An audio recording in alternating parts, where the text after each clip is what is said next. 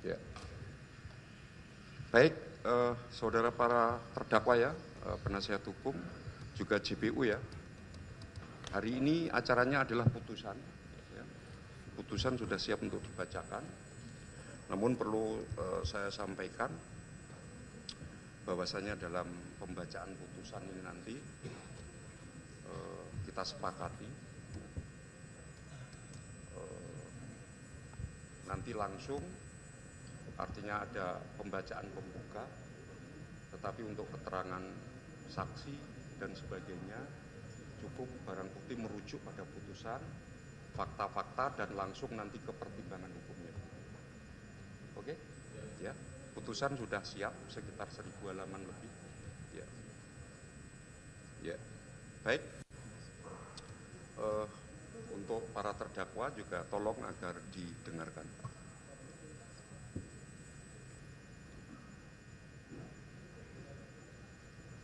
Baik, putusan nomor 68 Pitsus TPK 2025 PN Jakarta Pusat demi keadilan berdasarkan ketentuan Yang Maha Esa, Pengadilan Tindak Pidana Korupsi pada Pengadilan Negeri Jakarta Pusat yang mengadili perkara pidana dengan acara pemeriksaan biasa dalam tingkat pertama telah menjatuhkan putusan sebagai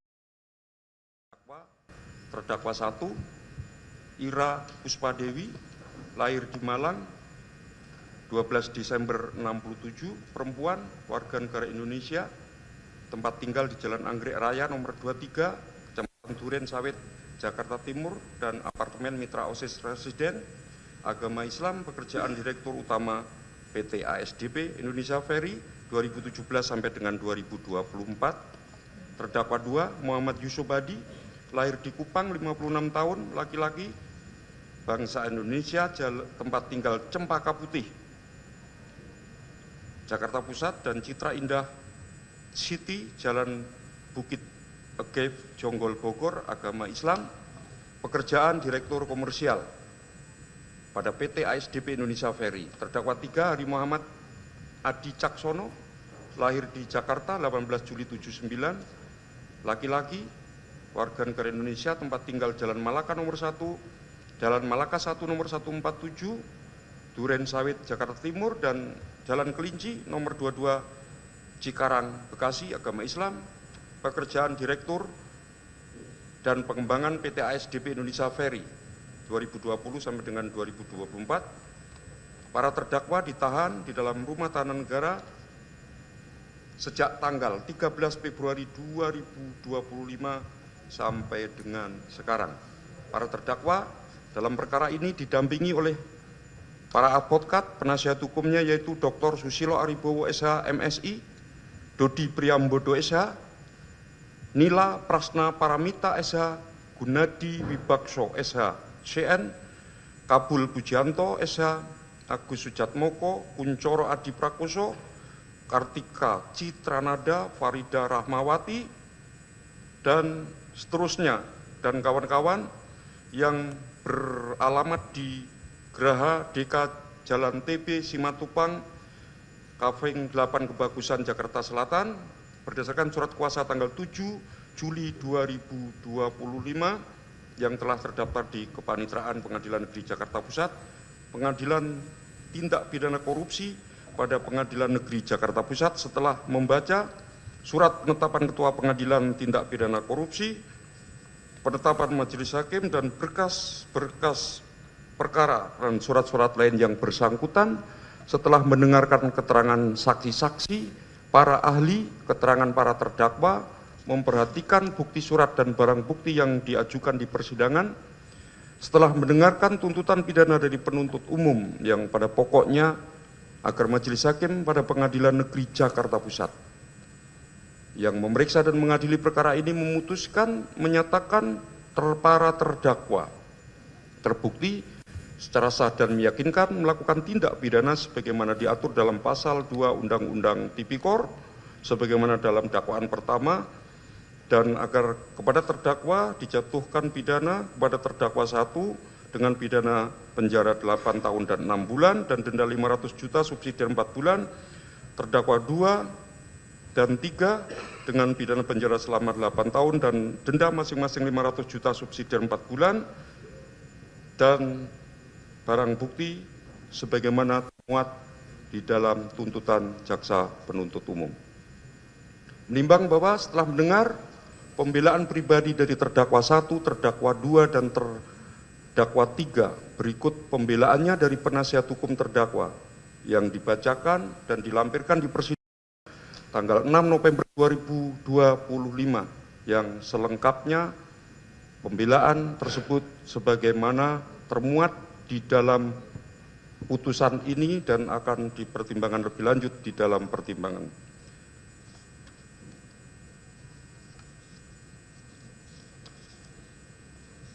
Setelah mendengar tanggapan replik penuntut umum terhadap pembelaan penasihat hukum, tanggal 10 November 2025 yang pada pokoknya penuntut umum memohon kepada majelis yang memeriksa dan mengadili perkara ini untuk menjatuhkan putusan sebagaimana surat tuntutan penuntut umum. Setelah mendengar tanggapan penasihat hukum para terdakwa dan tanggapan para terdakwa atas replik penuntut umum tertanggal 13 November 2025 yang pada pokoknya sebagaimana termuat di dalam putusan ini. Menimbang bahwa para terdakwa diajukan ke persidangan dengan dakwaan sebagai berikut. Pertama, perbuatan para terdakwa sebagaimana diatur dalam pasal 2 ayat 1 jungto pasal 18 Undang-Undang 31 tahun 99 tentang tindak pidana korupsi yang telah diubah dengan Undang-Undang nomor 20 tahun 2001 tentang perubahan atas Undang-Undang nomor 31 tahun 99 tentang tindak pidana korupsi, atau kedua, sebagaimana diatur dalam pasal 3 Undang-Undang Tindak Pidana Korupsi. Untuk selengkapnya dakwaan tersebut sebagaimana termuat di dalam putusan ini. Menimbang bahwa terhadap dakwaan penuntut umum para terdakwa dan atau penasihat hukumnya tidak mengajukan keberatan atau eksepsi walaupun telah diberikan haknya. Menimbang bahwa oleh karena persidangan dilanjutkan dan untuk membuktikan dakwaan, jaksa penuntut umum telah menghadirkan saksi-saksi sebagai berikut. Saksi-saksi mana telah memberikan keterangan di bawah sumpah, yakni 1 saksi Lalu Sudarmadi, saksi Nandang, saksi Dewi Andriani, Wing Antareksa, Christine Huta Barat, Imelda Alini Pohan, Evi Dwijayanti, Lilis Musiani, M. Farid Fanani, Aldo Yohanes Mumuh, Hendriawan Nur Kuncoro, Kokoh Pribadi, Endra Suprianto, Ahsin Silahudin, Bestari Nirmala Santi, Cahyati Bunyamin, William Benedictus Reta Nubun, Muhammad Sarip, Muhammad Ridwan, Heribertus Eri Hestianto, Ardian Budi Sulistyo, Muhammad Islamuddin, Fadila Putra Kusuma Wardana, Sri Rahayu Lin Astuti, Francis Wijaya, Aji, Diana Rosa, Abdul Honi, Rudi Susanto, Juni Satriawan, Alwi Yusuf, Oki Rinaldi, yang keterangan mana sebagaimana termuat di dalam putusan ini. Menimbang bahwa penuntut umum telah mengajukan ahli di persidangan yang telah memberikan pendapat di bawah sumpah yang pada pokoknya ahli tersebut adalah Insinyur Wasis Dwi Aryawan MSc PhD, Miftah Aulani Rahman, dan Kusdianto Setiawan.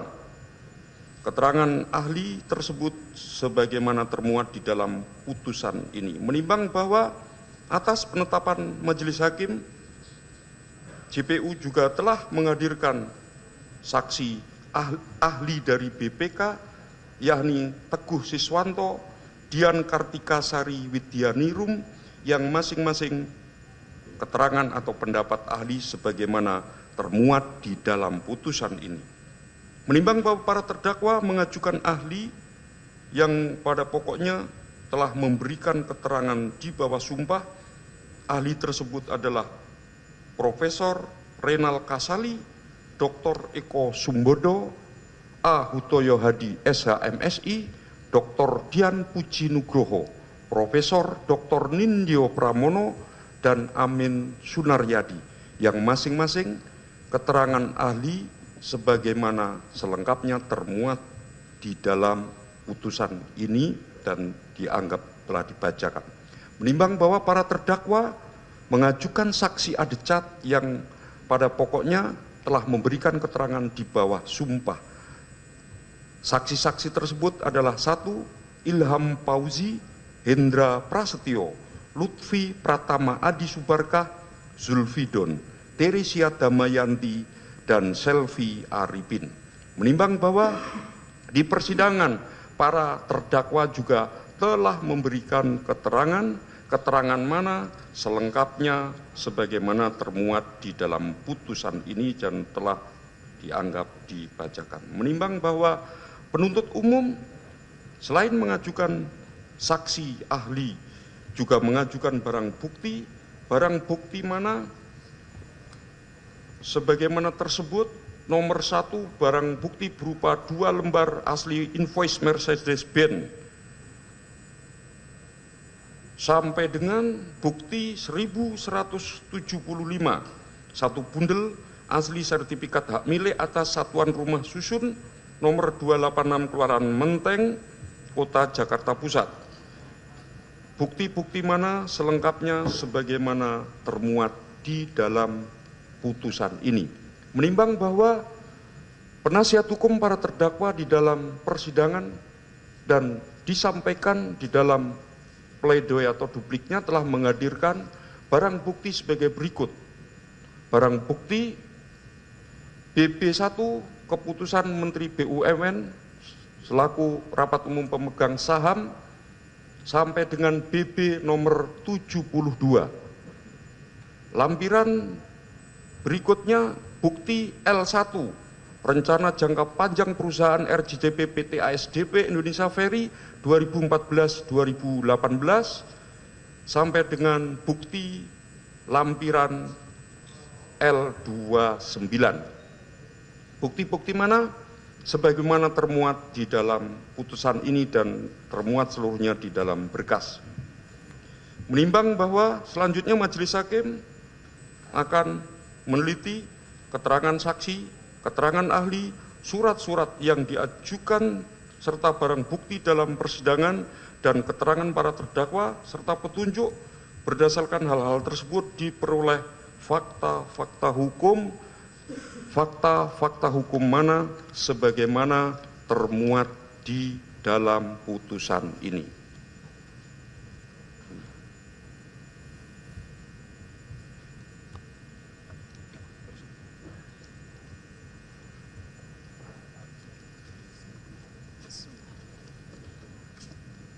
Menimbang bahwa selanjutnya majelis hakim akan mempertimbangkan apakah berdasarkan fakta-fakta hukum tersebut di atas, para terdakwa dapat dinyatakan telah melakukan tindak pidana yang didakwakan kepadanya. Menimbang bahwa selanjutnya segala sesuatu yang tercatat dalam berita acara persidangan ini merupakan bagian yang tidak terpisahkan dan dianggap menjadi satu kesatuan dalam putusan ini.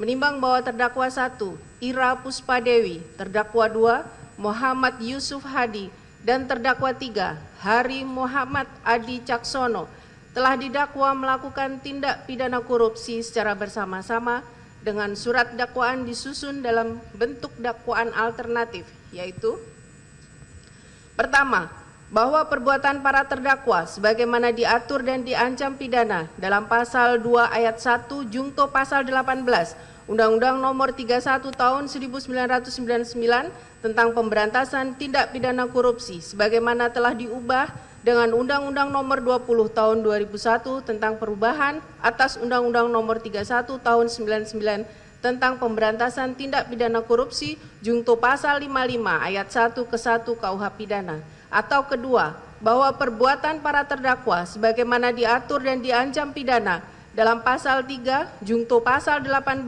Undang-Undang Nomor 31 Tahun 1999 tentang pemberantasan tindak pidana korupsi sebagaimana telah diubah dengan Undang-Undang Nomor 20 Tahun 2001 tentang perubahan atas Undang-Undang Nomor 31 Tahun 1999 tentang pemberantasan tindak pidana korupsi jungto pasal 55 ayat 1 ke 1 KUH pidana. Menimbang bahwa para terdakwa didakwa oleh penuntut umum dengan dakwaan yang disusun secara alternatif, maka terlebih dahulu majelis hakim akan mempertimbangkan pilihan dakwaan yang dianggap paling sesuai dengan fakta-fakta yang relevan secara yuridis yang terungkap di persidangan dengan pertimbangan sebagai berikut. Menimbang bahwa dakwaan alternatif pertama, yaitu melanggar ketentuan pasal 2 ayat 1 Jungto pasal 18 Undang-Undang Nomor 31 Tahun 1999 tentang pemberantasan tindak pidana korupsi sebagaimana telah diubah dengan Undang-Undang Nomor 20 Tahun 2001 tentang perubahan atas Undang-Undang Nomor 31 Tahun 99 tentang pemberantasan tindak pidana korupsi Jungto pasal 55 ayat 1 ke 1 KUH pidana. Delik inti yang mana ketentuan tersebut dibentuk oleh pembentuk undang-undang sebagai ketentuan umum yang bersifat general provision dan dapat diterapkan kepada semua pelaku tindak pidana korupsi dengan berbagai modus korupsi yang dilakukan oleh setiap orang tanpa memandang status atau jabatan. Delik utama atau bestandalan delik dalam membuktikan unsur pidana dari ketentuan pasal 2 ayat 1 terletak pada dua konsep, yaitu melawan hukum dan memperkaya. Menimbang bahwa sedangkan ketentuan pasal 3 Undang-Undang Nomor 31 Tahun 1999 tentang pemberantasan tindak pidana korupsi sebagaimana telah diubah dengan Undang-Undang Nomor 20 Tahun 2001 tentang perubahan atas Undang-Undang Nomor 31 Tahun 1999 tentang pemberantasan tindak pidana korupsi dibentuk untuk dapat diterapkan terhadap pelaku tindak pidana korupsi yang dilakukan melalui penyalahgunaan jabatan atau kedudukan. Pasal ini adalah lex specialis untuk pejabat publik dan mereka yang memiliki kedudukan tertentu. Inti dari ketentuan pasal 3 Undang-Undang Nomor 31 Tahun 1999 tentang pemberantasan tindak pidana korupsi sebagaimana telah diubah dengan Undang-Undang Nomor 20 Tahun 2001 tentang perubahan atas Undang-Undang Nomor 31 Tahun 1999 tentang pemberantasan tindak pidana korupsi adalah penyalahgunaan kewenangan, kesempatan atau sarana yang ada karena jabatan atau kedudukan. Pasal 3 tersebut tidak mensyaratkan pembuktian memperkaya, melainkan cukup dengan tujuan menguntungkan. Menimbang bahwa berdasarkan fakta hukum tersebut di atas yang relevan secara yuridis dihubungkan pula dengan identitas para terdakwa, diketahui bahwa para terdakwa adalah jajaran direksi pada PT ASDP Indonesia Ferry Persero dengan jabatan sebagai Direktur Utama PT ASDP Indonesia Ferry untuk terdakwa 1, Direktur Komersial dan Pelayanan PT ASDP Indonesia Ferry untuk terdakwa 2. Dan Direktur Perencanaan dan Pengembangan PT ASDP Indonesia Ferry untuk terdakwa 3.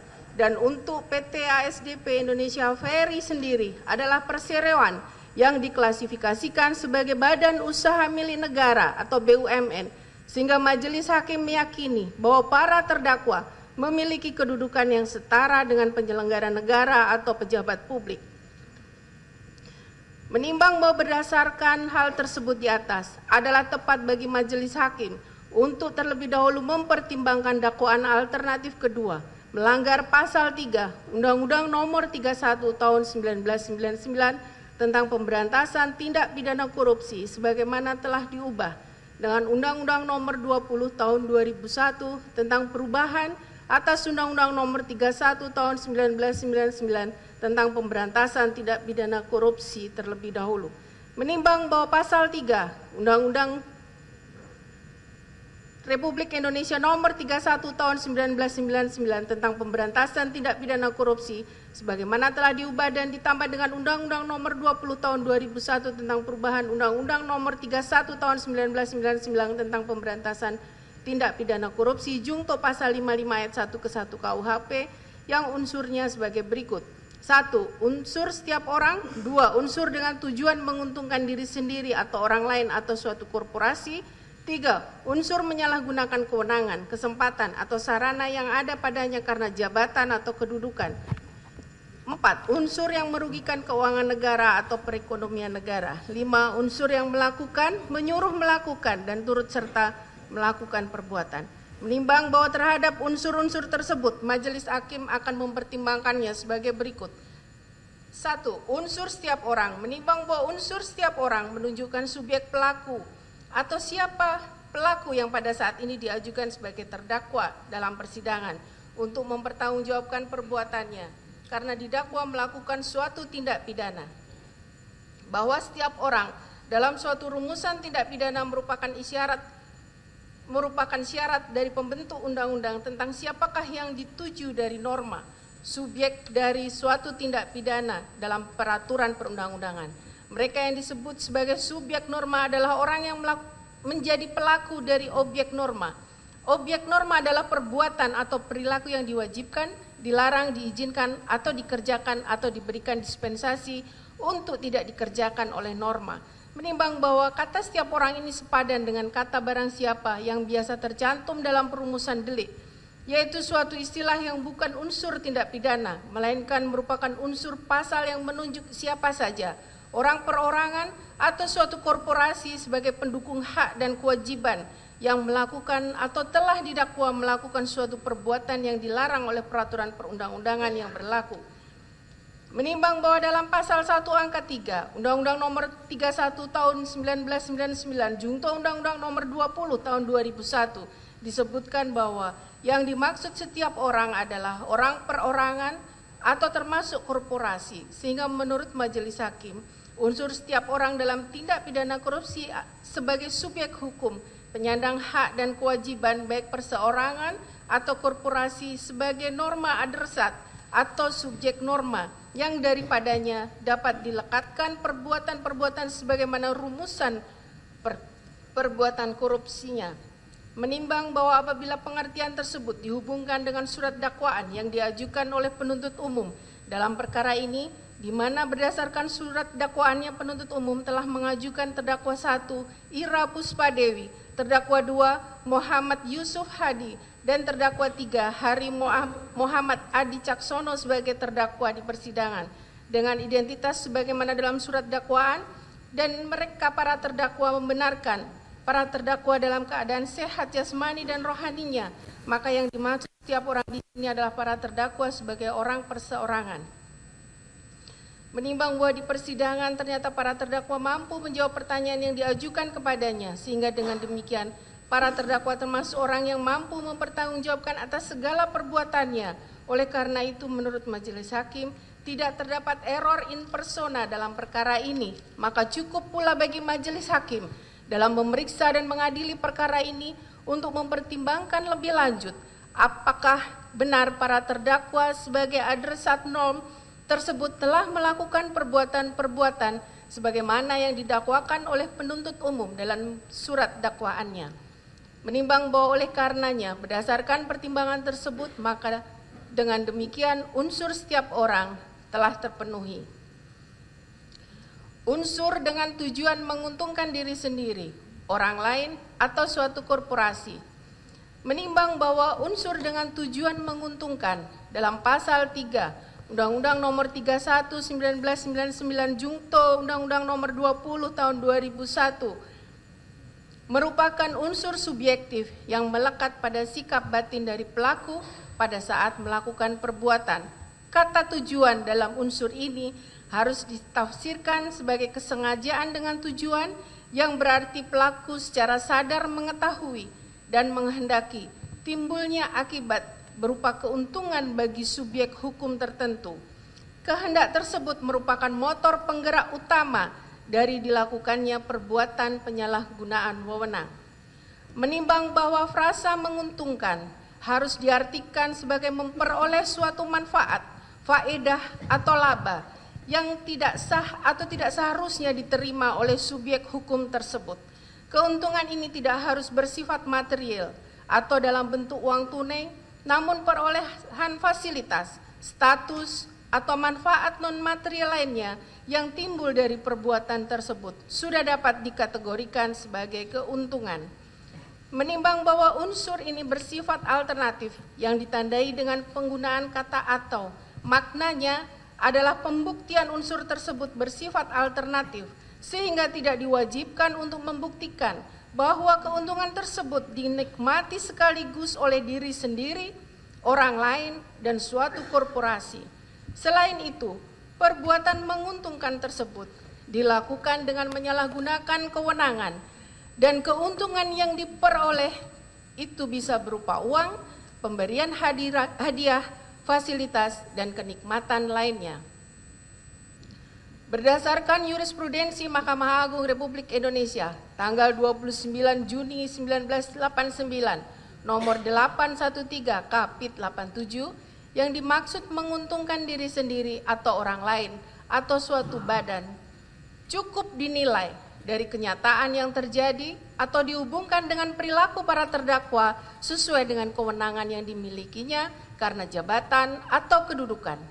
Menimbang bahwa yang dimaksud dengan diri sendiri adalah si pembuat, orang lain adalah orang lain dari si pembuat. Sedangkan korporasi dalam pasal 1 ayat 1 ketentuan umum Undang-Undang Pemberantasan Tindak Pidana Korupsi adalah kumpulan orang dan atau kekayaan yang terorganisasi baik merupakan badan hukum maupun bukan badan hukum. Menimbang bahwa dari keterangan saksi-saksi, keterangan para terdakwa, serta barang bukti yang diajukan di persidangan, terungkap fakta hukum sebagai berikut. 1. Bahwa pada awal tahun 2018, telah terdakwa 1 dilantik sebagai Direktur Utama PT ASDP, Saudara Aji menemui terdakwa 1 di kantor pusat PT ASDP untuk mengucapkan selamat dan sekaligus menyampaikan usulan agar PT ASDP mengakuisisi PT Jembatan Nusantara dengan alasan tidak ada generasi penerus yang meneruskan perusahaan. Namun atas permintaan tersebut terdakwa 1 belum memberikan tanggapan. 2. Bahwa sebelum melakukan penilaian, Aji menghubungi Muhammad Syarif dan mengirimkan file nilai 30 kapal dari 53 kapal Jembatan Nusantara dan afiliasinya sebesar 2,103 triliun, serta menyampaikan bahwa PT ASDP berharap dapat mengakuisisi kapal-kapal dan trayek lintasan kapal-kapal PT Jembatan Nusantara, yang kemudian Muhammad Syarif memerintahkan Kokoh pribadi dan Ahsin Silahuddin untuk membuat penghitungan nilai kapal mendekati penghitungan Aji. 3. Bahwa dalam chat WhatsApp tanggal 4 Mei 2021, Muhammad Syarif menyampaikan kepada Kokoh pribadi untuk tanda kutip dekatkan, dalam kurung mendekatkan, nilai hasil penilaian dengan penilaian sebelumnya yang ada selisih atau gap sekitar 600 miliar, di mana maksud permintaan tersebut adalah untuk menanyakan apakah nilai penilaian yang dilakukan tim sudah bagus atau belum dibandingkan dengan penilaian sebelumnya dari PT Jembatan Nusantara. 4. Bahwa hasil penilaian KJP PMB Pro tersebut ternyata cenderung menggunakan harga pembanding yang jauh lebih tinggi ketimbang harga kapal dengan range ukuran dan tahun yang sama milik PT ASDP yang sama-sama dilakukan penilaian oleh KJP PMB Pro dalam periode yang kurang lebih berdekatan, di mana berdasarkan analisis ahli Miftah Aulani Rahman, sekitar 97% dari 40 kapal PT Jembatan Nusantara dinilai dengan nilai yang jauh melebihi nilai yang diterapkan oleh KJP PMB Pro untuk PT ASDP. 5.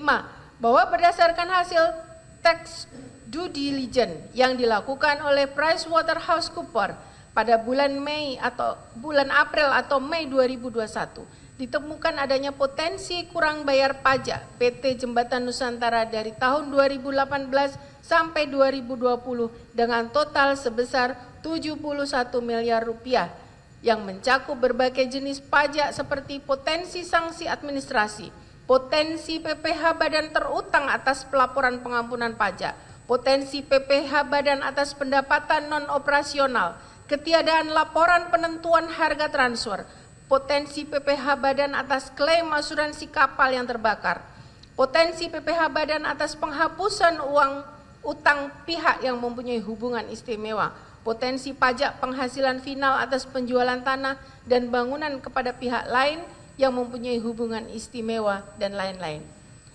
6.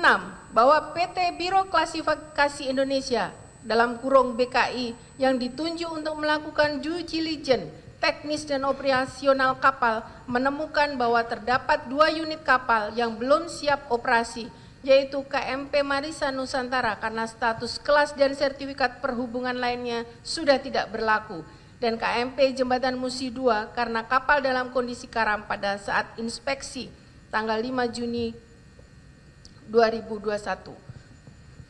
Bahwa meskipun KMP Jembatan Musi II dalam kondisi karam pada tanggal 5 Juni 2021, namun dalam laporan nilai KJPP MB Pru tanggal 11 Juni 2021, kapal tersebut tetap dinilai dengan menggunakan pendekatan pasar sebesar Rp1.794.500.000 dengan alasan bahwa cut off date penilaian adalah per tanggal 31 Desember 2020, di mana pada waktu itu kapal masih beroperasi.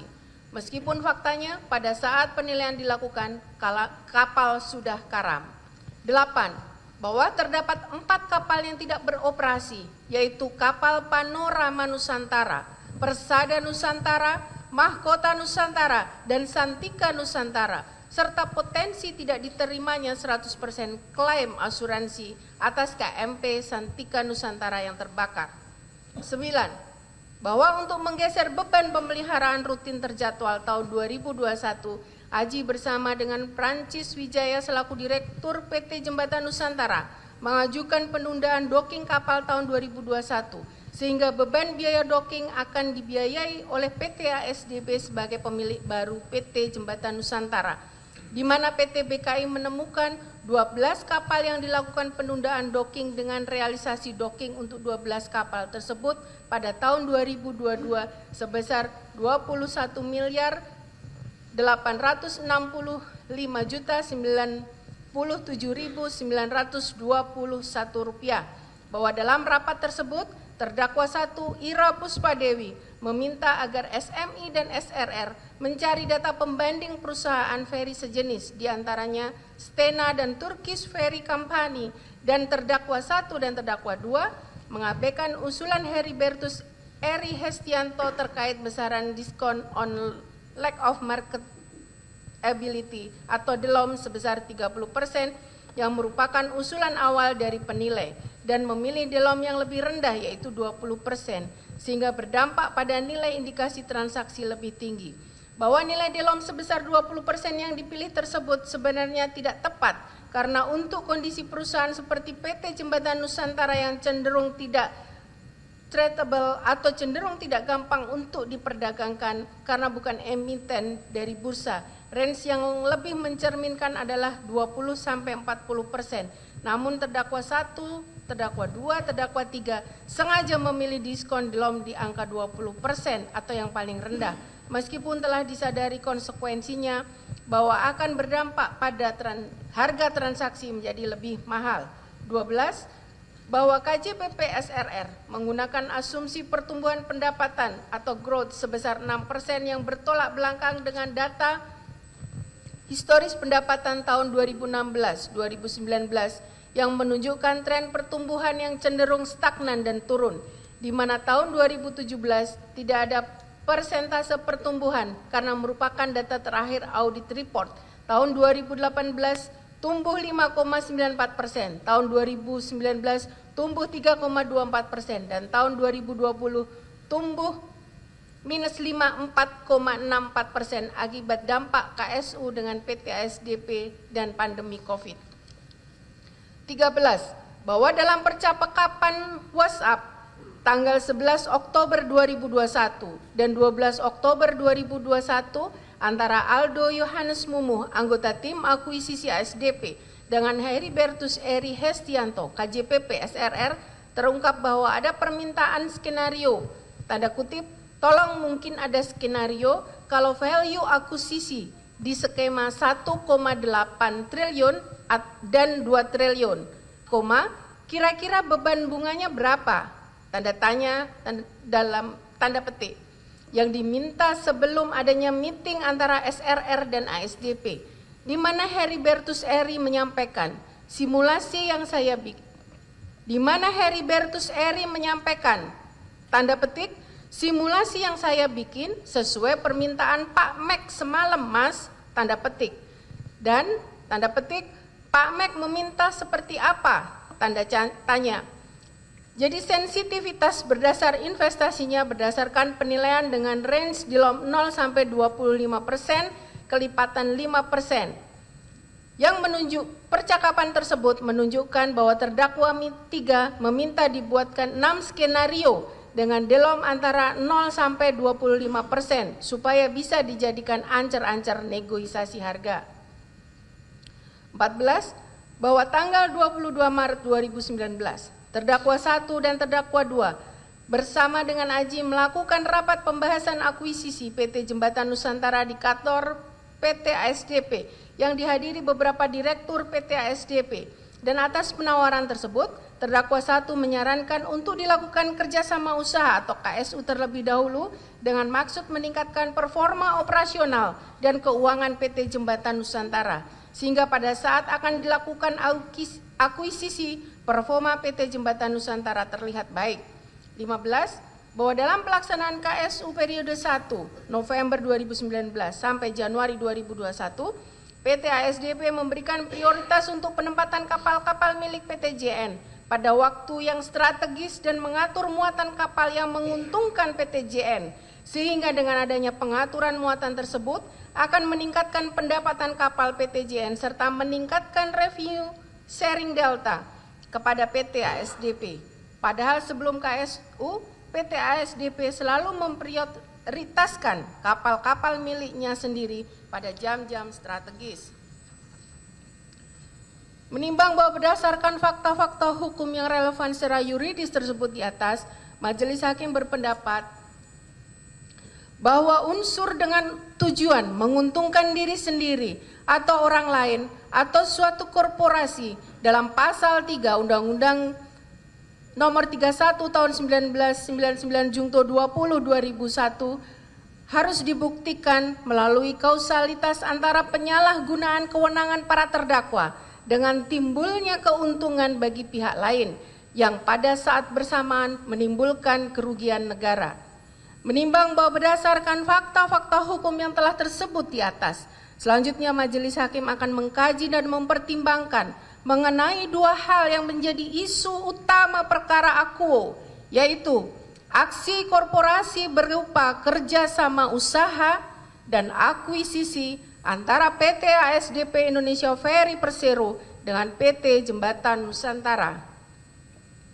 Menimbang bahwa selanjutnya Majelis Hakim akan mencari benang merah esensi permasalahan utama dalam perkara akuo dikaitkan dengan delik inti pasal 3 Jungto pasal 8 Undang-Undang Nomor 31 1999 Jungto Undang Nomor 20 2001, yaitu apakah aksi korporasi yang dilakukan PT ASDP Indonesia Ferry dalam fase KSU dan fase akuisisi telah dilakukan oleh para terdakwa secara nyata menguntungkan diri sendiri atau orang lain atau suatu korporasi.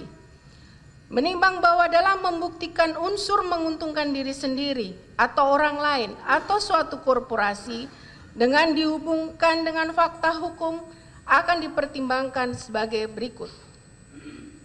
Menimbang bahwa aksi korporasi pertama adalah fase kerjasama usaha tahap 1 Oktober 2019 sampai Januari 2021 dan KSU tahap 2 Adendum kedua Januari 2021 sampai Maret 2022. Terdapat beberapa fakta hukum yang signifikan untuk dipertimbangkannya.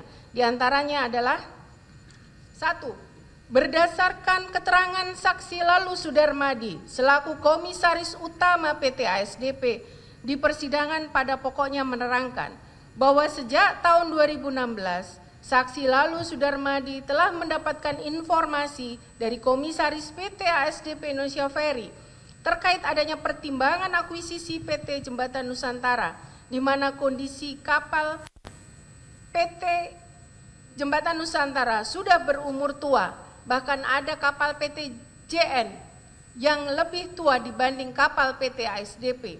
Oleh karena itu, Dewan Komisaris PT ASDP pada saat itu sepakat untuk menolak rencana akuisisi PT JN tersebut dan lebih berfokus untuk membenahi kondisi internal PT ASDP seperti melakukan peremajaan kapal dan peningkatan pelayanan. Selain itu, Dadang S. Baskoro almarhum selaku Direktur Utama PT ASDP tahun 2016 tersebut sepakat untuk membatalkan rencana akuisisi PT JN dan fokus untuk membenahi kondisi internal ASDP, sehingga tidak ada kelanjutan dari rencana akuisisi PT JN pada saat direksi PT ASDP yang lama masih menjabat. 2. Bahwa namun pada awal 2018, setelah terdakwa 1 dilantik sebagai Direktur Utama PT ASDP, Saudara Aji datang menemui terdakwa 1 di kantor pusat ASDP untuk mengucapkan selamat dan sekaligus menyampaikan usul agar PT ASDP mengakuisisi PT JN dengan alasan tidak ada generasi penerus yang meneruskan perusahaan. Namun atas penawaran tersebut terdakwa 1 belum memberikan tanggapan. Bahwa terdakwa 1, Ira Puspadewi dalam kewenangannya selaku Direktur Utama menyarankan dilakukannya kerjasama usaha terlebih dahulu sebelum berlanjut pada tahap akuisisi. Bahwa terdakwa 1 sebagai Direktur Utama menyetujui serta menerbitkan keputusan direksi atau KD nomor 86 yang menggantikan KD nomor 35. Perubahan KD ini bertujuan untuk mempermudah pelaksanaan kerjasama usaha dengan PT JN. Bahwa KD 86 menambahkan ketentuan pengecualian persyaratan yang semula diwajibkan dalam KD 35, termasuk kewajiban penyampaian laporan keuangan oleh mitra, proses evaluasi studi kelayakan atau feasibility study oleh PT ASDP Indonesia Ferry, serta persetujuan melalui komisaris untuk kerjasama kapal. Bahwa terdakwa 1 bersama terdakwa 2 dan terdakwa 3 melakukan pembahasan dan penandatanganan perjanjian kerjasama usaha pengoperasian kapal pada tanggal 23 Agustus 2019 antara PT ASDP dengan PT JN dan afiliasinya sebelum adanya persetujuan Dewan Komisaris. Bahwa penandatangan perjanjian KSU yang dilakukan terdakwa 1 mendahului persetujuan atau izin dari komisaris, padahal sesuai ketentuan penetapan hasil pemilihan mitra yang bernilai lebih dari 25 miliar memerlukan persetujuan Dewan Komisaris. Meskipun terdakwa 1 menanggapi bahwa perjanjian KSU tanggal 23 Agustus 2019 belum melanggar aturan karena belum mencantumkan nilai atau objek tertentu. Ahli auditor forensik menyoroti perjanjian tersebut tidak memiliki klausul biaya dan dinyatakan akan diatur terpisah. Namun komitmen nominal KSU tahap pertama diperkirakan mencapai 130 miliar. Bahwa adanya surat permohonan persetujuan kepada Komisaris Utama PT ASDP tanggal 20 September 2019 tidak menyatakan bahwa KSU merupakan upaya penjajakan akuisisi PT JN dan hal tersebut diketahui oleh terdakwa 1. Sedangkan surat permohonan persetujuan kepada Menteri BUMN tanggal 11 Oktober 2019 yang juga disahkan dan ditandatangani oleh terdakwa 1 secara eksplisit menyatakan bahwa PT ASDP sedang dalam masa orientasi atau penjajakan kemungkinan proses akuisisi kapal sebagai upaya meningkatkan pertumbuhan usaha non-organik yang diawali dengan kerjasama usaha pengoperasian kapal dalam periode terbatas. Bahwa selain itu, selama pelaksanaan KSU periode 1 dan 2, PT ASDP memberikan prioritas untuk penempatan kapal-kapal milik PT JN serta PT ASDP pada waktu yang strategis di pelabuhan yang dikelola PT ASDP.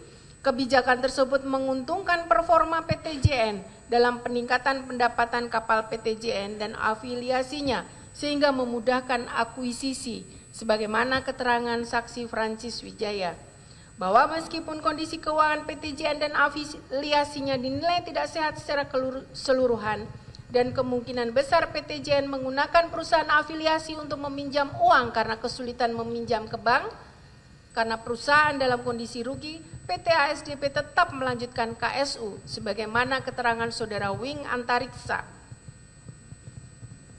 Bahwa dalam skema KSU, PT ASDP harus membiayai terlebih dahulu biaya operasional PT Jembatan Nusantara melalui model reimbursement. Skema ini dinilai memiliki resiko tinggi bagi PT ASDP, sebagaimana telah disampaikan pula oleh VP Manajemen Resiko, Saksi Dewi Aryani dengan hasil analisa resiko berwarna merah dan kuning.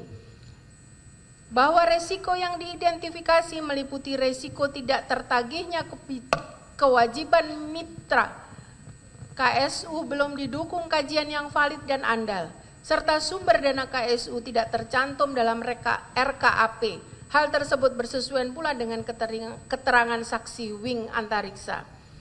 Bahwa terdakwa 2 Saudara Muhammad Yusuf Hadi pernah menyampaikan kepada PTJN untuk tidak mempermasalahkan selisih perhitungan revenue sharing delta karena permasalahan tersebut dapat menimbulkan penilaian negatif terhadap PTJN yang akan dilanjutkan dengan tahap akuisisi.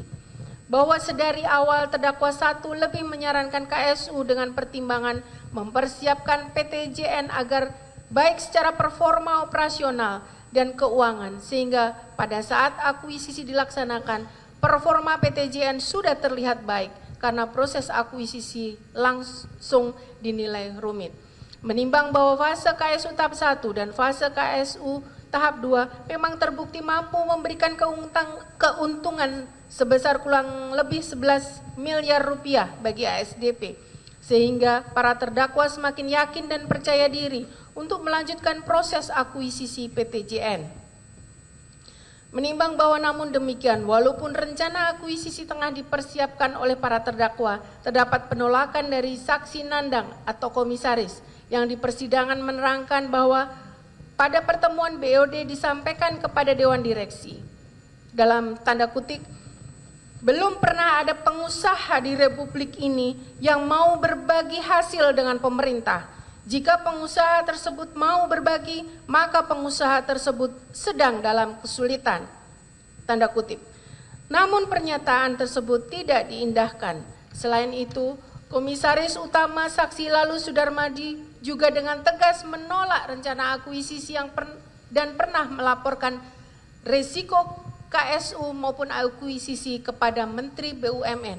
Namun pada tanggal 29 April 2020 berdasarkan Akta Perubahan Nomor 58 dilakukan penggantian Dewan Komisaris PT ASDP dengan mengganti Lalu Sudarmadi sebagai Komisaris Utama, diberhentikan dan diganti oleh Saiful Haq Manan yang sebelumnya menjabat sebagai Komisaris PT ASDP, sehingga proses akuisisi berjalan sebagaimana yang dipersiapkan Dewan Direksi diantaranya para terdakwa. Menimbang bahwa selanjutnya Majelis Hakim akan mempertimbangkan aksi korporasi berikutnya pasca KSU, yaitu proses akuisisi PT Jembatan Nusantara oleh PT ASDP Indonesia Ferry, yang selama berjalannya proses tersebut terdapat hal-hal yang perlu dipertimbangkan secara yuridis, diantaranya sebagai berikut. Bahwa tahap akuisisi dimulai dengan pembentukan tim akuisisi pada bulan Desember 2020 dan penunjukan konsultan due diligence dan valuasi untuk mengkaji aset PT, untuk mengkaji kondisi dan aset PTJN. Bahwa PT ASDP melibatkan 7 konsultan eksternal dalam tahap akuisisi untuk uji tuntas atau due diligence. Di antaranya 1. PT Sarana Multi Infrastruktur atau PT SMI, Financial Advisor, dan koordinator seluruh hasil uji tuntas atau due diligence dari konsultan lain. PT SMI juga bertugas menyusun struktur transaksi. 2. KJPP Suwendi Rinaldi dan Rekan atau KJPP SRR, konsultan penilai saham atau valuasi aset. PT Jembatan Nusantara KJPP untuk menilai valuasi aset PT Jembatan Nusantara. KJPP SRR berkonsorsium dengan PT SMI karena PT SMI tidak memiliki lisensi untuk penilaian. Di persidangan telah ternyata bahwa atas permintaan PT SMI, KJPP SRR tidak memasukkan penyesuaian uji tuntas, yaitu temuan keuangan Deloitte dan pajak PwC ke dalam rekonsiliasi nilai pasar saham PT JN. 3. KJPP Mutakin Bambang Purwanto Rozak Uswatun dan rekan atau KJPP MB Pro, konsultan penilai aset atau aset appraisal berupa kapal dan kendaraan. Di persidangan, penilai saksi M. Syarif mengakui adanya upaya memaksimalkan penilaian kapal-kapal PT JN mendekati 2,4 triliun dengan maksud agar proses akuisisi tidak gagal karena HSDP sangat ingin mengakuisisi. 4. PT Biro Klasifikasi Indonesia atau PT BKI, konsultan uji tuntas teknis Engineering Due Diligence, bertugas memeriksa 53 kapal dan kondisi teknis operasional. PT BKI ditunjuk langsung oleh BUMN dan hasil temuan PT BKI melaporkan adanya temuan 9 dari 5 kapal PT JN yang tidak disarankan untuk dilakukan akuisisi. Hal ini didasarkan pada pertimbangan bahwa kapal-kapal tersebut sudah tua dan membutuhkan biaya perbaikan yang besar. 5. Deloitte, PT Deloitte Konsultan Indonesia atau DKI, konsultan uji tuntas keuangan. Hasil uji tuntas menyarankan terkait kapal Marisa Nusantara, jika tidak ada rencana pengoperasian, klien sebaiknya tidak menyertakan kapal ini dalam transaksi dan ditemukan selisih atas piutang usaha dan uang muka BBM yang tercatat dan selisih piutang usaha tersebut disarankan dimasukkan dalam valuasi karena merupakan aset tanpa nilai di masa mendatang. 6. PwC, PricewaterhouseCoopers, konsultan uji tuntas perpajakan. PwC menemukan potensi resiko kurang bayar perpajakan PT JN. 7. Hiswara Bunyamin dan Tanjung, law firm konsultan uji tuntas hukum dan pendampingan dokumen transaksi. HBT juga ditunjuk langsung berdasarkan repeat order dari pekerjaan pra-IPO. Menimbang bahwa dengan temuan dan rekomendasi yang disampaikan oleh para konsultan independen, para terdakwa tetap melanjutkan proses dan meskipun resiko-resiko yang melekat pada PT JN telah diketahui oleh para terdakwa diantaranya. Terdakwa 1 selaku Direktur Utama mengabaikan hasil uji tuntas teknis Engineering Due Diligence PT BKI yang merekomendasikan untuk tidak mengakuisisi 9 kapal PT JN karena kondisinya tidak layak. Namun terdakwa selaku Direktur Utama PT ASDP tetap menyetujui untuk mengakuisisi 53 kapal milik PT JN. Terdakwa 1 yang dalam kapasitasnya sebagai Direktur Utama tidak berusaha menekan harga saat negosiasi terkait nilai akuisisi PT JN. Hal tersebut diakui pula oleh terdakwa 1 di persidangan dan bersesuaian pula dengan keterangan saksi Muhammad Syarif dari KJPP MB Pro yang menyatakan bahwa saksi dan timnya membuat penilaian aset kapal PT JN agar mendekati angka 2,1 triliun. Alasan pemaksimalan ini adalah karena ada kekhawatiran akuisisi akan batal, sebagaimana dari perkataan Saudara Aji atau penjual dalam tanda petik, ASDP itu sudah kepingin banget akuisisi PT JN. Tapi kalau ASDP mau akuisisi, ya harganya segitu. Kalau nggak mau, ya tidak usah jadi saja akuisisinya. Terdakwa 1, terdakwa 2, dan terdakwa 3 sebagai tim akuisisi tidak mempertimbangkan beragamnya kondisi dan usia kapal PT JN, di mana banyak kapal berusia tua, seperti 46 kapal berusia 30 tahun ke atas, dan tidak memutuskan skema pengambil alihan dengan cara lain yang paling menguntungkan PT ASDP. Terdakwa 3 selaku Direktur Perencanaan bersama Aji secara tidak langsung berdasarkan bukti percakapan WhatsApp yang diperlihatkan bahwa ada pesanan dari PT ASDP agar valuasi 53 kapal PT JN disesuaikan dengan angka yang ditetapkan penjual atau Saudara Aji dan diakui oleh KJPP MB Pro. Terdakwa 3 menyampaikan harapan PT ASDP untuk mengakuisisi kapal PT JN yang kemudian diikuti oleh Muhammad Syarif dari KJPP MB Pro untuk membuat perhitungan nilai kapal mendekati ekspektasi AJI, yaitu 1.272 miliar rupiah. Terdakwa 1 dan terdakwa 3 tidak berusaha dengan sungguh-sungguh menekan pengeluaran untuk biaya akuisisi dengan meminta usulan besaran diskon on lack of market ability atau DILOM sebesar 30% dari KJPP SRR, namun menyetujui dan sepakat begitu saja penggunaan DILOM 20% yang lebih rendah dan berdampak pada nilai indikasi transaksi yang lebih tinggi dengan dalih menjaga profesionalitas konsultan. Padahal di sisi lain, para terdakwa mengetahui dan memahami secara nyata bahwa DILOM 30% akan memberikan hasil nilai indikasi transaksi akuisisi rendah, yang mana hal tersebut seharusnya dapat dipakai untuk bahan negosiasi. Para terdakwa membiarkan dan menyetujui pengkondisian penilaian terhadap kapal yang kondisinya kandas atau karam, seperti KMP Jembatan Musi II dan KMP Marisa Nusantara, yang tetap dihitung dan mempunyai nilai pasarnya sebagaimana kapal yang beroperasi. Selain itu, berdasarkan hasil pemeriksaan uji kepatuhan dari BPK ditemukan adanya rekomendasi untuk penyelesaian kapal Mahkota Nusantara yang sampai perkara ini disidangkan masih belum dapat dimanfaatkan oleh PT ASDP Indonesia Ferry. Terdakwa 3 bersama terdakwa 2 mengabaikan temuan uji tuntas due diligence mengenai potensi kurang bayar pajak dari PwC dan beban keuangan dari Deloitte untuk dijadikan penyesuaian pengurang nilai valuasi saham. Padahal seharusnya temuan ini digunakan sebagai amunisi negosiasi untuk menawar harga akuisisi dengan lebih rendah. Namun hal tersebut tidak dilakukan oleh para terdakwa.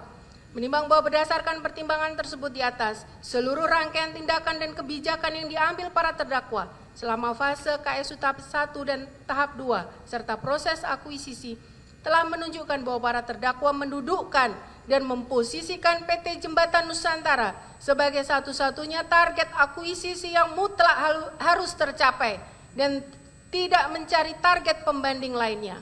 Hal ini terungkap di persidangan bahwa nilai akuisisi diputuskan mendekati nilai yang diminta oleh saudara Aji, penjual atau pemilik PT JN. Sehingga berbagai kekurangan yang ada di dalam internal PT JN diupayakan oleh para terdakwa untuk dipermak dan di make up agar nampak bahwa PT JN adalah perusahaan penyeberangan yang layak untuk diakuisisi oleh BUMN sekelas PT ASDP Indonesia Ferry, dan keputusan akuisisi bukan keputusan yang salah. Menimbang bahwa namun demikian tindakan-tindakan para terdakwa tersebut disadari atau tidak lebih banyak memberikan keuntungan kepada PT JN yang termanifestasikan dalam bentuk-bentuk sebagai berikut. Para terdakwa menyepakati nilai akuisisi secara final dengan saudara Aji sebesar 1.272 miliar rupiah. Kesepakatan harga ini terjadi bahkan sebelum ada penilaian final dari konsultan valuasi saham SMI dan KJPP SRR, tanpa ada upaya menawar harga dengan berbagai kondisi temuan yang semestinya dapat dijadikan pengurang harga. Bahwa bantuan operasional untuk PT JN melalui mekanisme reimbursement dan pengalihan beban hutang melalui KSU seolah-olah menghidupkan kembali kondisi keuangan PT JN. Bahwa pengalihan kewajiban utang yang cukup besar, yaitu diketahui bahwa PT JN memiliki utang perbankan sekitar 583 miliar per 31 Desember 2020 pada BNI, BRI, BSI melalui berita acara negosiasi dan kesepakatan final. Utang sebesar 500 miliar kepada BNI, BRI, BSI diteruskan oleh PT JN baru dalam kurung yang sudah dimiliki oleh PT ASDP. Utang sebesar 83 miliar kepada OK Bank dan CSUL akan direfinancing oleh PT ASDP. Sesuai BAP, seluruh utang dan piutang PT JN menjadi hak dan kewajiban PT ASDP selaku pembeli atau perusahaan yang mengakuisisi PT JN. Bahwa pengalihan beban perawatan kapal dengan penundaan docking rutin tahunan 12 kapal milik PT JN dengan tujuan agar beban peliharaan terjadwal tahun 2021 dialihkan kepada PT ASDP sebagai pemilik baru PT JN.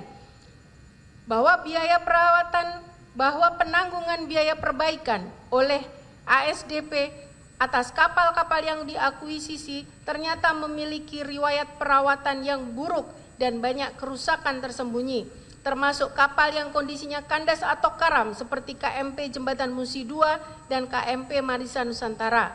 Meskipun perjanjian menyebutkan bahwa biaya perbaikan kapal Marisa Nusantara dan Mahkota Nusantara seharusnya menjadi kewajiban manajemen lama PT JN, faktanya PT ASDP atau PT JN manajemen baru yang harus membiayai biaya perbaikan dan docking tersebut. Menimbang bahwa secara keseluruhan tindakan para terdakwa yang melonggarkan prosedur, mengabaikan peringatan risiko, memaksakan KSU untuk meningkatkan kinerja PT JN dan mengkondisikan penilaian aset telah menciptakan situasi di mana Saudara Aji dan PT JN menerima pembayaran akuisisi yang sangat besar dan berhasil melepaskan utang serta beban operasional yang seharusnya menjadi tanggung jawab Saudara Aji dan PT JN.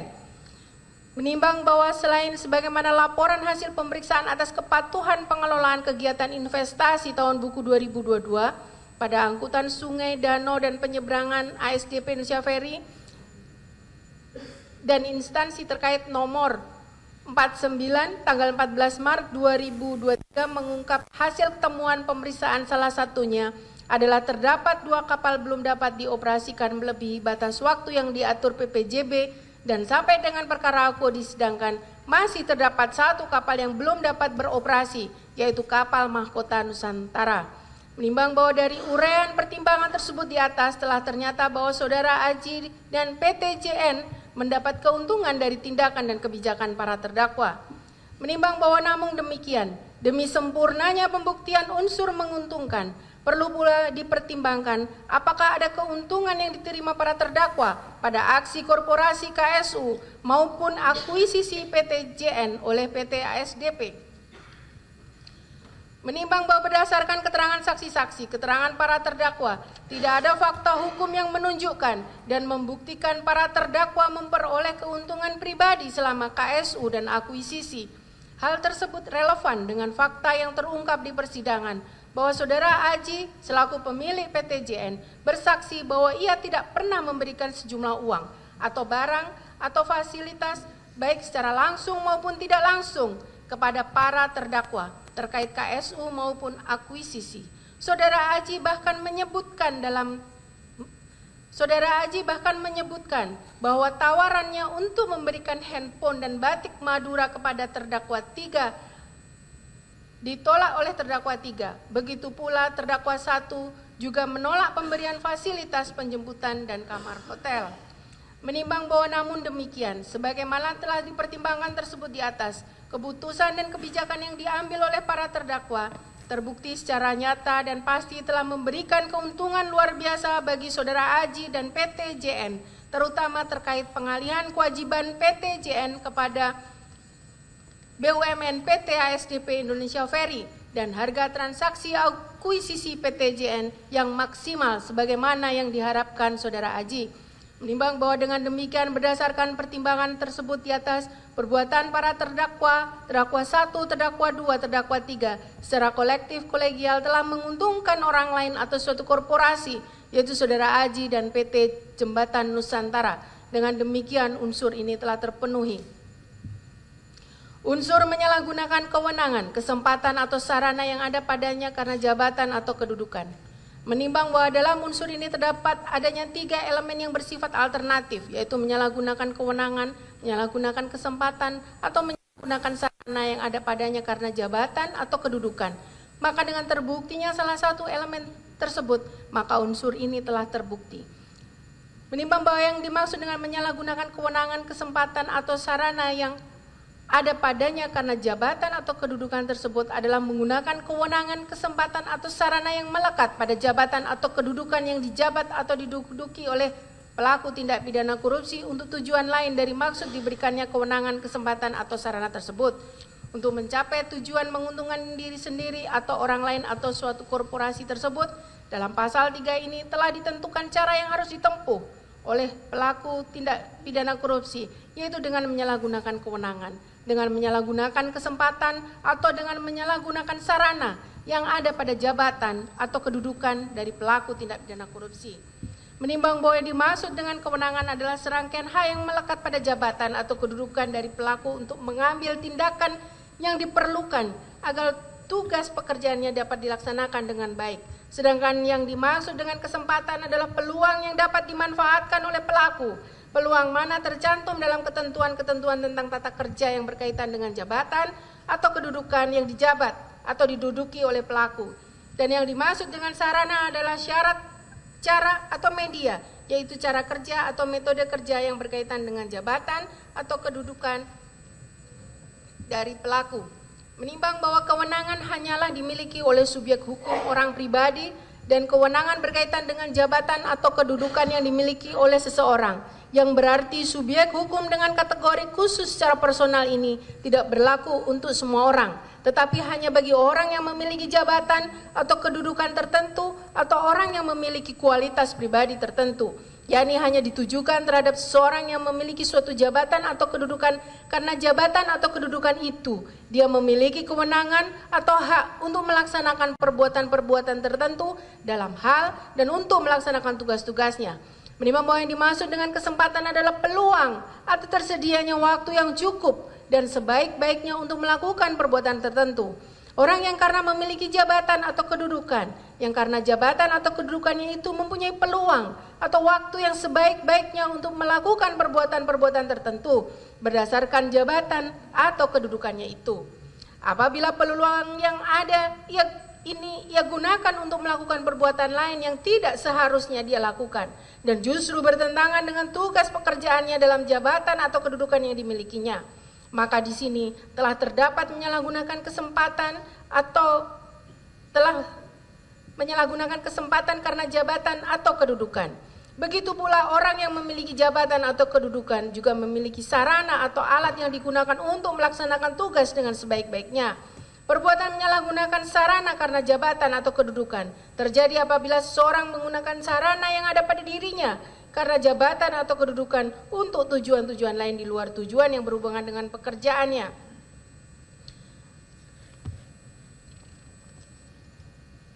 Menimbang bahwa untuk mengetahui adanya penyalahgunaan kewenangan yang dilakukan oleh si pembuat sebagaimana dimaksud unsur pasal 3 Undang-Undang Tindak Pidana Korupsi, haruslah seseorang mempunyai kewenangan tertentu yang melekat pada kedudukan atau jabatannya, sehingga harus ada hubungan kausalitas langsung antara perbuatan pidana dengan jabatan pelaku. Menimbang bahwa tugas pokok dan kewenangan terdakwa 1 selaku Direktur Utama PT ASDP adalah 1. Menentukan visi misi serta bersama direktur lain menentukan arah kerja perusahaan. 2. Menjalankan stakeholder engagement dalam rangka kepengurusan perusahaan. 3. Bersama direksi PT ASDP menentukan pekerjaan dan pembagian kerja dalam organisasi. Menimbang bahwa tugas dan wewenang terdakwa 2 selaku Direktur Komersial PT ASDP antara lain. 1. Menetapkan strategi dan kebijaksanaan komersial, operasional, pelayanan, dukungan usaha, dan perintisan di kantor regional dan kantor cabang sesuai perencanaan pengembangan yang telah ditetapkan. 2. Melakukan pengawasan dan evaluasi kinerja kegiatan komersial, operasional, pelayanan, dukungan usaha, dan keperintisan di kantor regional dan kantor cabang. 3. Menyelesaikan tantangan dan kendala strategis yang dihadapi dalam pelaksanaan kegiatan komersial, operasional, layanan, dukungan usaha, dan keperintisan di kantor regional dan kantor cabang. Menimbang bahwa tugas dan wewenang terdakwa 3 selaku Direktur Perencanaan dan Pengembangan PT ASDP adalah 1. Mengarahkan dan mengawasi pelaksanaan kegiatan perencanaan dan pengembangan strategis bisnis, inovasi strategis sesuai dengan rencana strategi jangka panjang perusahaan maupun anak perusahaan. 2. Menetapkan strategi pengembangan usaha untuk pencapaian pertumbuhan perusahaan melalui kajian atas program perusahaan yang telah disusun. 3. Mengevaluasi implementasi strategi dan melakukan penyelarasan terhadap pelaksanaan program perusahaan. 4. Mengarahkan dan mengawasi pelaksanaan riset dan pengembangan yang dapat dijadikan sebagai suatu ide dalam pengembangan usaha perusahaan. Menimbang bahwa dengan memperhatikan beberapa doktrin hukum tersebut di atas dalam membuktikan unsur menyalahgunakan kewenangan, kesempatan atau sarana yang ada padanya karena jabatan atau kedudukan, maka dihubungkan dengan fakta hukum sebagai berikut. 1. Bahwa untuk menindaklanjuti penawaran aji dan mempermudah terrealisasinya akuisisi, terdakwa 1, terdakwa 2 memerintahkan Dewi Andriani selaku VP Hukum PT ASDP melakukan revisi pedoman kerjasama di lingkungan PT ASDP nomor KD 35-201-ASDP/2018 agar tidak dipersulit dan dibuat lebih sederhana terkait kajian. 2. Bahwa tanggal 6 Maret 2019 terdakwa 1 menandatangani keputusan direksi KD nomor 86 tentang perubahan keputusan direksi KD nomor 35, di mana dalam KD 86 ini rencana kerja sama usaha dapat dilakukan tanpa adanya penyampaian proposal oleh mitra, evaluasi proposal dan feasibility study untuk kerjasama kapal, evaluasi kemampuan keuangan mitra, serta persetujuan pemilihan mitra oleh Dewan Direksi dengan klausul pengecualian khusus untuk kerjasama kapal. 3. Bahwa KD 86 ini bertentangan dengan KD 35 yang telah diterbitkan sebelumnya karena menghilangkan persyaratan-persyaratan penting dalam proses kerjasama, dan Dewi Andriani memberikan paraf dalam kondisi tertekan serta sesaat kemudian mengajukan cuti dan sepulang cuti dipindahkan ke VP Manajemen Resiko. 4. Bahwa tanggal 20 Agustus 2019 telah ada berita acara diskusi antara PT ASDP dan PT JN yang membahas mengenai perkiraan biaya operasional sekitar 32 miliar per bulan, sehingga direksi ASDP sudah memahami bahwa nilai yang akan ditransaksikan melebihi threshold 25 miliar rupiah yang merupakan batas kewenangan direksi dan memerlukan persetujuan komisaris. 5. Bahwa sekitar bulan Agustus 2019, Dewi Andriani yang telah menjabat sebagai VP Manajemen Resiko dan QA diperintahkan oleh terdakwa 2 untuk menyusun profil resiko kerjasama PT ASDP dengan PT JN, dan berdasarkan analisa dan kajian, Dewi Andriani menyimpulkan kerjasama antara PT ASDP dengan PT JN memiliki tingkat eksposur resiko tinggi dengan rating merah. 6. Bahwa atas profil resiko dengan kategori resiko tinggi tersebut, Dewi Andriani dipanggil oleh Junia Satriawan, Direktur Keuangan, dan disebut sebagai VP dari Manajemen Resiko Orang Bodoh, serta dimarahin dalam rapat BOD karena mencantumkan semua peta resiko dalam status merah dan beresiko tinggi, padahal analisa resiko tersebut dibuat berdasarkan fakta dan data yang ada. 7. Bahwa strategi direksi untuk tidak mencantumkan klausul biaya dalam perjanjian tanggal 23 Agustus 2019 adalah untuk menghindari kewajiban meminta persetujuan komisaris terlebih dahulu, karena jika biaya tercantum maka nilai transaksi jelas melebihi 25 miliar dan wajib mendapat persetujuan komisaris. 8.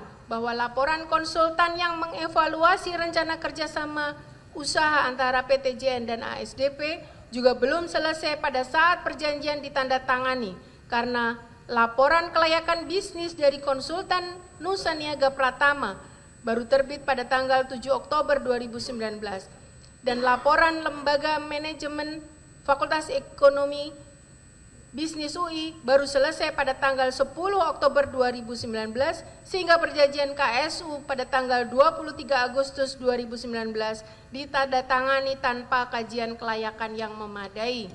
9.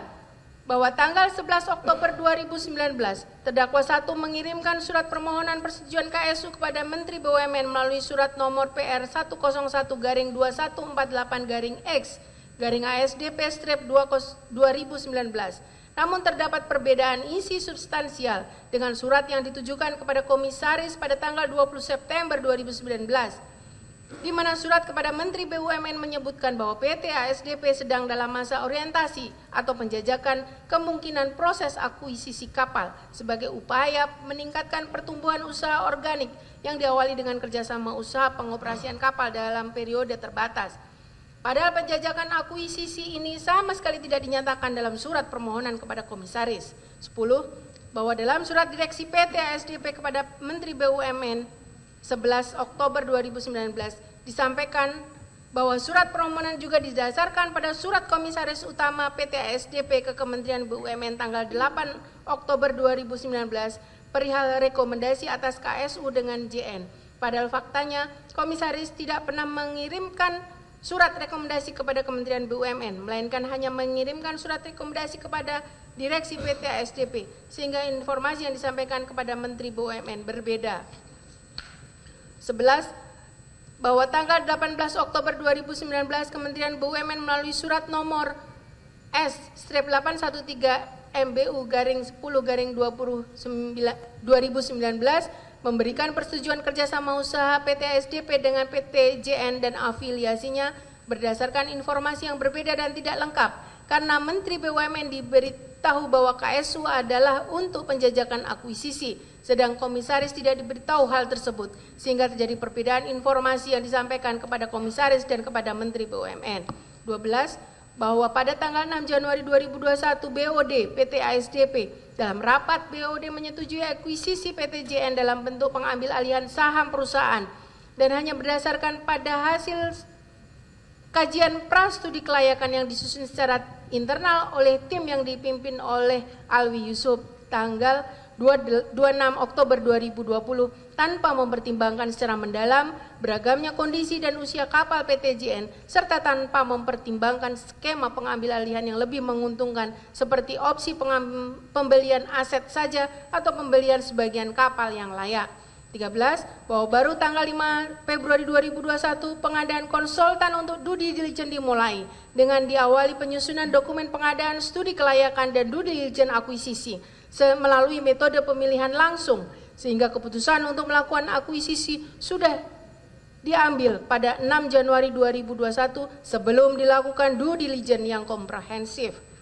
14. Bahwa berdasarkan hasil pemeriksaan PT BKI dengan menggunakan metode Condition Assessment Program atau CAP terdapat 53 kapal, terdapat 22 kapal memiliki nilai kondisi fisik di bawah 50% dan sebanyak 31 kapal memiliki kondisi fisik di atas 50%, di mana kapal dengan nilai akhir di bawah 50% dikategorikan dalam kondisi tidak layak operasi secara teknis dan ekonomi, sehingga seharusnya pendekatan valuasi yang digunakan adalah nilai besi tua. Bahwa dalam laporan progres uji tuntas teknis BKI tanggal 11 Juni 2021 ditemukan adanya 9 dari keseluruhan 53 kapal yang tidak disarankan diakuisisi karena usia kapal lebih dari 40 tahun, yaitu Selat Madura 1, Selat Madura 2 41 tahun, Mahakam Raya 42 tahun, Jembatan Musi 1 49 tahun, Citra Mandala Abadi 50 tahun, Citra Mandala Sakti 50 tahun, Bahari Nusantara 50 tahun, Permata Nusantara 53 tahun, dan Reni 2 53 tahun. 16. Bahwa berdasarkan hasil finansial due diligence yang dilakukan oleh Deloitte ditemukan bahwa kondisi keuangan PT JN tidak sehat, di mana menurut keterangan Aldo Yohanes Mumu sebagai orang keuangan PT ASDP ada kerugian di PT JN yang apabila diakuisisi oleh PT JN maka PT ASDP akan menanggung 2 anak yang rugi. Dan data yang dilihat menyatakan PT JN akan rugi hingga 3 tahun ke depan, yang tentunya berbeda dengan laporan proyeksi laba rugi yang menyatakan positif. 17. Bahwa PT Deloitte Konsultan Indonesia yang ditunjuk untuk melakukan uji tuntas keuangan menemukan beberapa hal penting dalam 4 kali progress update yang disampaikan pada tanggal 27 Mei 2001, 4 Juni 2001, 11 Juni 2001, dan 18 Juni 2001, antara lain. Terdapat 4 kapal yang tidak beroperasi, yaitu kapal Panorama Nusantara, Persada Nusantara, Mahkota Nusantara, dan Satika Nusantara. Potensi tidak diterimanya 100% klaim asuransi atas KMP Santika Nusantara yang terbakar. Pencatatan uang muka pembelian kapal yang tidak tepat sebesar 280 miliar yang dicatat sebagai aset lancar, padahal seharusnya dicatat sebagai aset tidak lancar. Terdapat 26 kapal PT JN per Desember 2019 yang tidak dijadikan jaminan sehingga tidak diasuransikan terhadap risiko apapun, dan PT JN tidak memenuhi konvenan DSCR per Desember 2019 yang artinya kondisi keuangan PT JN Nusantara Kondisi keuangan PT Jembatan Nusantara tidak dapat memenuhi pengembalian pinjaman. 18. Dalam laporan tax due diligence tersebut, PWJ memberikan rekomendasi penting yaitu ASDP dapat mempertimbangkan untuk menghitung nilai penggantian terkait temuan kurang bayar perpajakan atas JN yang tidak memenuhi kewajiban perpajakan sebelum periode transaksi jual beli terjadi, yang berarti potensi kurang bayar pajak 71 miliar tersebut seharusnya menjadi pertimbangan dalam menentukan harga akuisisi.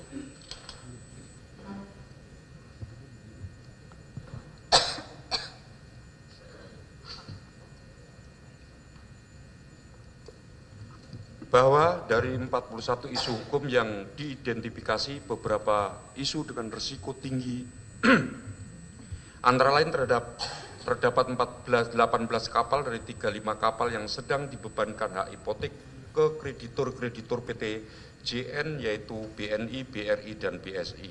20 bahwa Biro Klasifikasi Indonesia yang ditunjuk untuk melakukan due diligence teknis dan operasional kapal menemukan bahwa terdapat 2 unit kapal yang belum siap operasi yaitu KMP Marisa Nusantara karena status kelas dan sertifikat perhubungan lainnya sudah tidak berlaku, dan KMP Jembatan Musi II karena kapal dalam kondisi karam pada saat inspeksi tanggal 5 Juni 2021. 21 bahwa meskipun KMP Jembatan Musi II dalam kondisi karam pada tanggal 5 Juni 2021 namun dalam laporan penilaian KJCP MBP Pro tanggal 11 Juni 2021 kapal tersebut tetap dinilai dengan menggunakan pendekatan pasar sebesar Rp1.794.500.000 dengan alasan bahwa cut off dates penilaian adalah per tanggal 31 Desember 2020, di mana pada waktu itu kapal masih beroperasi meskipun faktanya pada saat penilaian dilakukan kapal sudah karam. 22 bahwa KAP Marisa Nusantara yang dalam keadaan docking saat dilakukan penilaian tetap dinilai dengan pendekatan pasar sebesar Rp112.081.400.000 dengan melakukan adjustment atau penyesuaian atas kerusakan yang ada, padahal kapal tersebut tidak pernah beroperasi karena dalam kondisi rusak dan sertifikatnya sudah tidak berlaku.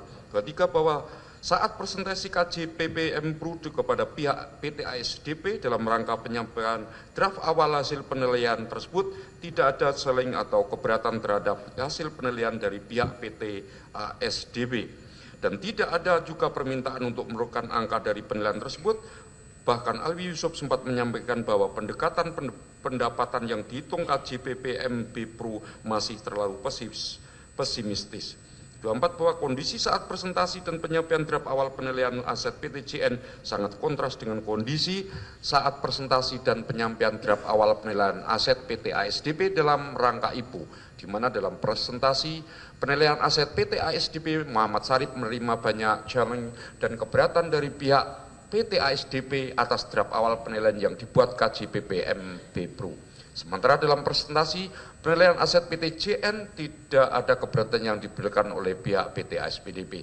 25 bahwa dalam percakapan WhatsApp 11 Oktober 2021 dan 12 Oktober 2021 antara Aldo Yohanes, anggota tim akuisisi ASDP dengan Heribertus Eriestianto, KJPP SRR, terungkap bahwa ada permintaan skenario. Tolong mungkin ada skenario kalau value akuisisi di skema 1,8 dan 2 triliun. Kira-kira beban bunganya berapa? Yang diminta sebelum adanya meeting antara SRR dan ASDP, di mana Heribertus Eri menyampaikan simulasi yang saya bikin sesuai permintaan Pak Mek semalam, Mas. Dan Pak Mek minta seperti apa? Jadi sensitivitas berdasarkan investasinya, berdasarkan penilaian dalam ring dalam 0 sampai 25%, kelipatan 5% yang menunjukkan bahwa terdakwa 3 meminta dibuatkan 6 skenario dengan dalam antara 0 sampai dengan 25% supaya bisa dijadikan anjak-anjak negosiasi harga.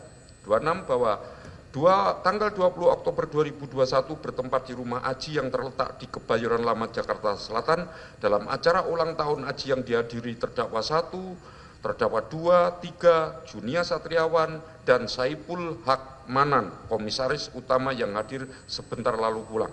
Akhirnya disepakati nilai akuisisi perusahaan PT JN oleh PT ASDP sebesar 1,1.272 miliar dengan beban hutang PT JN akan ditanggung oleh PT ASDP. Bahwa tanggal 22 Desember 2002 dilaksanakan pendatangan akta pengambil alihan saham nomor 138, jual beli saham nomor 139, dan pernyataan keputusan pemegang saham perubahan anggaran dasar PT JN nomor 140 yang ditandatangani oleh Junia Satriawan selaku PLT Direktur Utama PT ASDP dan Rudi Susanto selaku Direktur PT Mahkota Pratama dan PT Indonesia VIP di hadapan Notaris Ju Dima Satria SHMKN sehingga terbit surat nomor AHU/AH-0103/0116605 dari Kementerian Hukum dan HAM RI. Menimbang bahwa pada awal pembahasan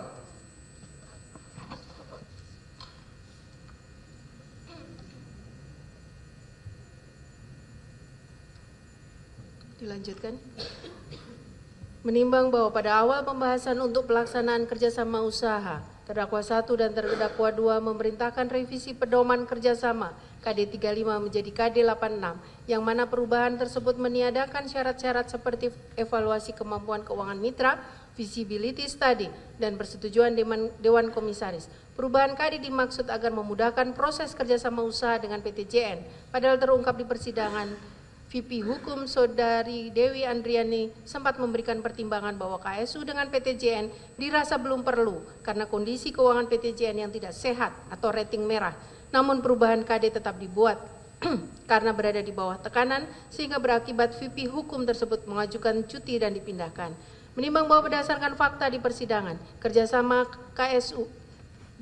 kerjasama usaha dilakukan tanpa visibility study yang memadai, evaluasi kemampuan keuangan mitra, serta persetujuan pemilihan mitra untuk kerjasama kapal oleh Dewan Komisaris. Karena hasil visibility study oleh konsultan Nusa Niaga Pratama dan LMF EBUI baru terbit pada bulan Oktober 2019. Selain itu, para terdakwa atau direksi mengetahui biaya operasional KSU mencapai 32 miliar per bulan, yang mana nilai ini melampaui batas kewenangan direksi yang maksimal hanya 25 miliar. Namun demikian, terdakwa 1 tetap menandatangani perjanjian kerjasama usaha pada tanggal 23 Agustus 2019 tanpa meminta persetujuan komisaris terlebih dahulu, sehingga menempatkan komisaris pada posisi menerima keadaan yang telah terjadi. Menimbang bahwa selain tersebut di atas, dalam tata persuratan korespondensi yang dilakukan direksi atau yang ditandatangani terdakwa 1, Direktur Utama, terdapat perbedaan substansi redaksi yang disampaikan, di mana surat yang diajukan oleh direksi PT ASDP kepada Dewan Komisaris tertanggal 20 September 2019 tidak menyatakan bahwa KSU merupakan upaya penjajakan akuisisi PT JN. Namun dalam laporan yang dilampirkan menyebutkan bahwa kesepakatan pola kerjasama diubah dari akuisisi perusahaan menjadi KSU untuk periode 1 tahun ke depan. Sedangkan surat yang ditujukan kepada Menteri BUMN tertanggal 11 Oktober 2019 menyatakan bahwa PT ASDP sedang dalam masa orientasi atau penjajakan kemungkinan proses akuisisi kapal sebagai upaya meningkatkan pertumbuhan usaha non-organik yang diawali dengan kerjasama usaha pengoperasian kapal dalam periode terbatas, yang mana kedua surat tersebut dibuat oleh Wakil Ketua Tim Persiapan KSU terdakwa 2 atau Sekretaris Tim KSU terdakwa 3 dan ditandatangani oleh terdakwa 1 selaku Direktur Utama atas nama direksi. Menimbang bahwa berdasarkan hal-hal tersebut di atas, dapat disimpulkan bahwa para terdakwa melakukan beberapa tindakan dan kebijakan, yaitu tindakan merubah aturan internal dan melanggar prosedur persetujuan berjenjang, melampaui batas kewenangan nilai transaksi dalam KSU, sehingga memotong jalur persetujuan komisaris, berusaha mengabaikan hasil kajian internal terkait manajemen risiko yang dibuat oleh VP Hukum dengan hasil risiko tinggi atau rating merah, serta menyampaikan informasi yang berbeda secara substansi kepada Dewan Komisaris maupun Menteri BUMN, yang mana semua tindakan serta kebijakan tersebut dilakukan dengan maksud dan dalam rangka mempercepat dan mempermudah dilaksanakan KSU dengan PT JN. Menimbang bahwa dalam pelaksanaan aksi korporasi pasca KSU adalah akuisisi PT ASDP terhadap PT JN Berdasarkan fakta-fakta tersebut di atas, yaitu direksi dalam hal ini diwakili oleh terdakwa 1 menyetujui akuisisi atas PTJN pada tanggal 6 Januari 2021 tanpa kajian mendalam karena proses due diligence oleh 7 konsultan independen baru dimulai pada 5 Februari 2021. Hal ini justru membuktikan bahwa keputusan akuisisi sebagai keputusan yang dipastikan harus berjalan dan terwujud meskipun hasil kajian secara objektif belum keluar dan proses akuisisi dijalankan sejak Oktober 2020 hingga 2021 tanpa adanya pedoman internal terkait akuisisi di PT ASDP. Karena pedoman baru yaitu perubahan RJPP PT ASDP terbit pada bulan September 2021. Menimbang bahwa pada waktu pelaksanaan kerjasama usaha dan akuisisi, rencana jangka panjang perusahaan RJPP PT ASDP Indonesia Ferry yang seharusnya berlaku setelah periode 2014-2018 adalah RJPP 2019-2023. Namun terdapat perubahan RJPP PT ASDP dari periode 2019-2023 menjadi RJPP tahun 2020-2024. Dilakukan atas arahan pemegang saham Kementerian BUMN yang tujuannya adalah untuk menyeragamkan periode tahun awal RJPP seluruh BUMN. Selanjutnya RJPP PT ASDP Indonesia Ferry tahun 2020-2024 tersebut disahkan pada tanggal 29 Januari 2021 dan menurut saksi Aldo Yohanes selaku VP Keuangan pada dokumen PowerPoint pembahasan RJPP tahun 2020-2024 tertanggal 12 Oktober 2020 tidak pernah tertulis ada rencana PT ASDP Indonesia Ferry untuk mengakuisisi PTJN. Yang tercantum adalah bahwa PT ASDP Indonesia Ferry Persero hanya akan melakukan penambahan armada hingga menjadi 170 kapal pada tahun 2024 dari sejumlah 153 kapal pada 2020 dan akan melakukan joint operation fleet sebanyak 52 kapal saja. Menimbang bahwa tindakan dan keputusan akuisisi yang diambil para terdakwa tersebut di atas adalah keputusan yang mendahului kajian, sehingga keputusan direksi dalam hal ini para terdakwa dalam pelaksanaannya lebih bersifat defensif terhadap hasil temuan para konsultan due diligence. Di antaranya, 1. Temuan BKI dalam laporan Final Engineering Due Diligence PT BKI sempat menyampaikan adanya temuan bahwa 9 dari 53 kapal PTJN tidak disarankan untuk diakuisisi. Alasan yang dikemukakan adalah umur kapal yang sudah tua dan membutuhkan biaya perbaikan besar. Sebagai bagian dari due diligence, PT BKI menyusun estimasi perhitungan biaya docking dan pemeliharaan ke depannya yang dikenal sebagai engineering estimate atau engineering due diligence dengan estimasi biaya pemeliharaan ini untuk 5 tahun ke depan dan total diperkirakan mencapai 500 miliar rupiah. 2. Temuan dari PwC adanya potensi kurang bayar pajak PTJN sebesar 71 miliar yang seharusnya menjadi pengurang harga akuisisi. 3. Temuan dari HBT Hiswara Bunyamin dan Tanjung, law firm berfokus pada risiko hukum. 2 temuan utama yang diklasifikasikan sebagai risiko tinggi adalah dari 35 kapal yang dimiliki PTJN pada ketika ada sesuatu yang tidak benar kita suarakan. Ini bagaimana semua terangin dia sedumu ini? Ini manusia pecundang yang sangat merugikan bangsa kita ini. Saatnya jadi member eksklusif di channel YouTube Official ID. Tantang lagi para nama sumpah di atas Al-Quran. Dia pengen masuk TV. Konten premium yang tidak layak ditik. Live interaction. Halo pemirsa Ayu, sini baru selesai. Emoji dan best spesial. Reakses konten pilihan. Klik YouTube Official iNews. Join member hanya Rp10.000 per bulan.